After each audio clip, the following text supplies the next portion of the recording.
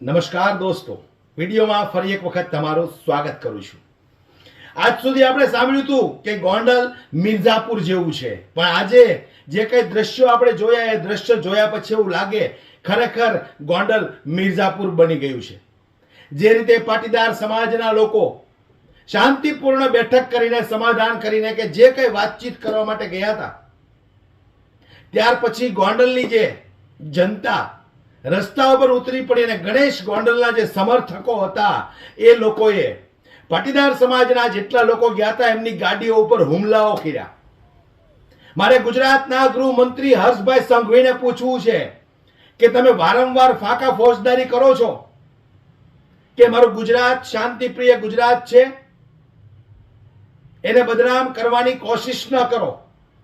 તો આયા આપણે ગોંડલની અંદર તમે જોયું કોણ શાંતિ ભંગ કરવાનો પ્રયાસ કરી રહ્યું છે એ સમગ્ર ગુજરાતની જનતાએ જોયું, ભારતીય જનતા પાર્ટીના નેતાઓએ પણ જોયું હશે। જે રીતે સોશિયલ મીડિયાની અંદર વાતચીત થઈ હતી કે તમે આવો, અમે તમારું સ્વાગત કરવા માટે તૈયાર છીએ, તમારા સામૈયા કરીશું, તો પછી આવી રીતે ગાડીઓના કાચ ફોડવાનો શું મતલબ? હું હર્ષ સંઘવીને પૂછવા માંગુ છું, ગુજરાતના ગૃહમંત્રીને પૂછવા માંગુ છું કે કંઈ પણ એવી ઘટનાઓ બને છે ત્યારે તમે લુખ્ખાઓના લિસ્ટ તૈયાર કરવાની આ પોલીસને ઓર્ડર આપો છો। હવે આ દ્રશ્ય જોઈને તમે શું ઓર્ડર આપશો ત્યાંના પોલીસોને? પોલીસ પણ સાથે છે, પોલીસ પણ બાજુમાં ઊભી છે, છતાં જે લોકો ગાડીઓના કાચ ફોડે છે, લોકોના કોલર પકડે છે, શર્ટ ફાડે છે, એમને કશું કહેતી નથી। આ દ્રશ્ય જોયા પરથી એવું લાગે કે ભાઈ ગોંડલની અંદર ખરેખર કોનું રાજ ચાલે છે। પણ જે રીતે પાટીદાર સમાજના લોકો ત્યાં ગયા હતા અને એમની સાથે કેવી રીતે વ્યવહાર કરવામાં આવ્યો છે એ દ્રશ્યો પર પણ એક નજર નાખો તમે।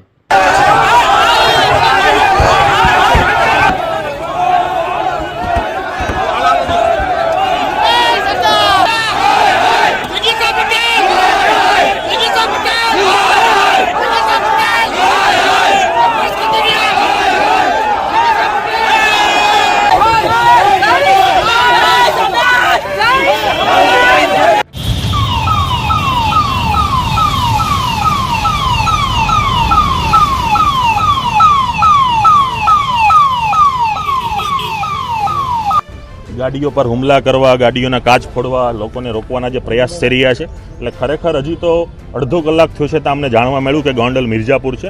આખો દિવસ ફરીશું અને ગોંડલના લોકોને મળીશું।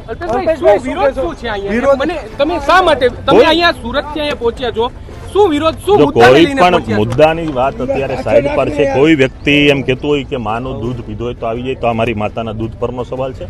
જ્યારે જ્યારે માના દૂધનો રણટકાર થશે ત્યારે ગોંડલની ધરતી પર વટથી પગ આગળના કાર્યક્રમમાં આશાપુરી માના દર્શન કર્યા છે। હવે અમે પ્રમુખ સ્વામી BAPS મંદિરે દર્શન કરીશું।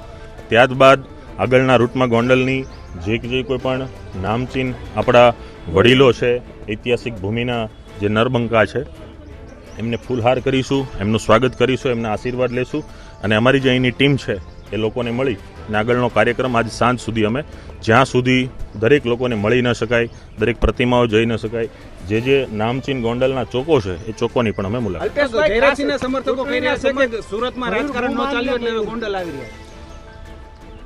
રાજકારણ કોનું ક્યારે ચાલશે એ તો 2027માં નક્કી થશે। અત્યારે કોઈ રાજકારણનો સમય પણ નથી, પણ એની જે બોકલાહટ છે, જે ભયનો માહોલ જે લઈને પબ્લિક બેઠી છે ને આજે એના અંદર ભયનો માહોલ જોઈ અને અમને ખૂબ ખુશી થઈ।